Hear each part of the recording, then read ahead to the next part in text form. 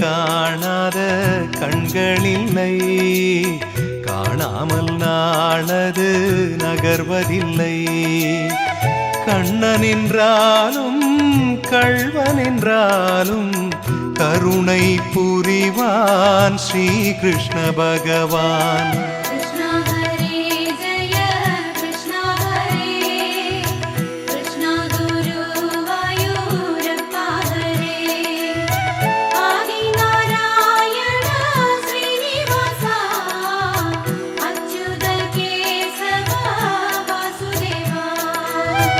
அழகிய கண்ணனின் அடிதனை எண்ணுவர், அவனது தொல்லைகள் அனைத்தையும் தாங்குவர். வெண்ணையை திருடிய கண்ணனின் லீலையை கண்டு ரசிப்பதே